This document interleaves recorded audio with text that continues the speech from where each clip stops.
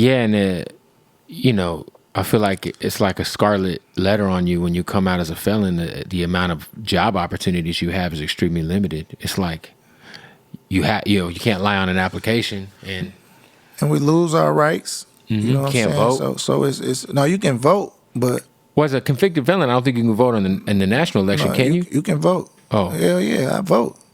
Maybe is that a Michigan thing? No, that's period. You can vote. I didn't know that. You can vote. You can vote. Convicted felon can vote. I didn't know that. Yeah, we can vote now. Federally, we can vote. Oh shit! But the thing is, we lose other rights. You know, say a nigga go to prison, he lose his rights, he get out, he start a business, become a law-abiding citizen. Now the people in the trenches that he grew up with, they don't like that. They feeling away. This man can't protect himself. He can't protect his family. He not don't have trusted the right to have a weapon. He not trusted to have a weapon. He still looked at like an irresponsible nigga, like a piece of shit. So any man, when they back against the wall in that type of situation, they gonna choose safety, and they gonna choose life over anything else. And that's how a lot of niggas get out, do good, and go right back. Because most of the time they protecting themselves. It just look bad. It just look bad on paper. It look bad in front of the courts. Because they not understanding that scenario. You a felon. You shouldn't have a gun. You terrible. Go back to jail. They don't care about why you had that bitch. They don't care about the reason you had to use that motherfucker. They just care that you had it. So we lose a lot of rights, you know, and it ain't nobody fault why we initially lose them rights. I just think it should be a little different, you know. I think the process should be a little different. I think they should judge from a different standpoint, you know, judge somebody's character, see what they life about, see what position they in, see if they can be trusted, give it some time. Even if it's 10 years, you know what I'm saying? I think with like state shit, you can get your rights back. I don't know if it's like that on the federal end. It may be. I don't know. I never heard of that.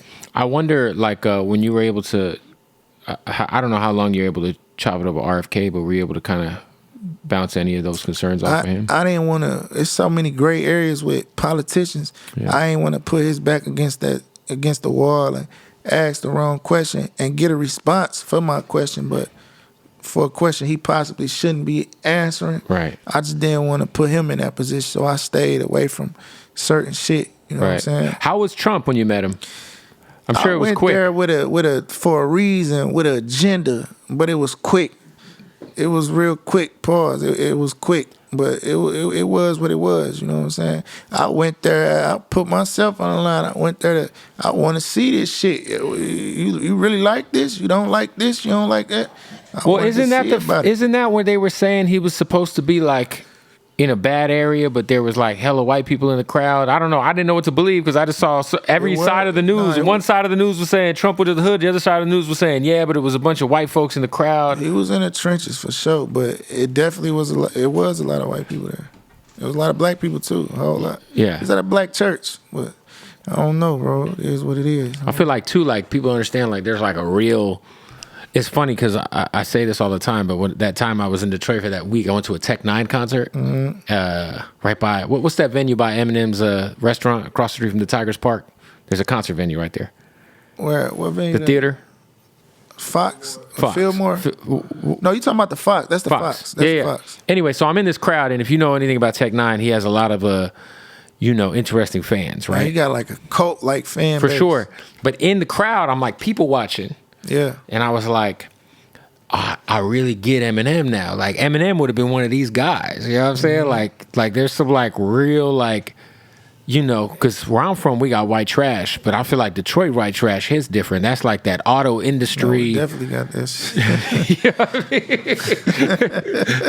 and just being the tourist I was, we drove through the trailer park on 8 Mile or wherever it was. That's on 8 Mile. Yeah. I was like, oh shit. 8 Mile and DeQuinton. Yeah.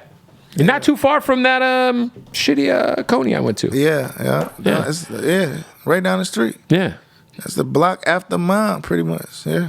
Yeah, it's crazy. It's crazy how it's so close because that's like it's like a trailer park, but then the bitch like tucked off a little bit. For sure. Yeah, on me. Yeah. And where his trailer was is just like a plot now. There's like not a trailer. They moved that motherfucker. No, there's nothing there right now. Like that's what I'm saying. They moved the trailer. Mm-hmm. I'd have sold that bitch for 5 M's. Come get this bitch. I think his house. Fuck is you talking about? Someone bought that Slim house. Shady stayed in this bitch. You know, someone bought that house. I think that was on the Marshall Mathers LP, or it was up for auction. That crib was on Bradford though. Crazy.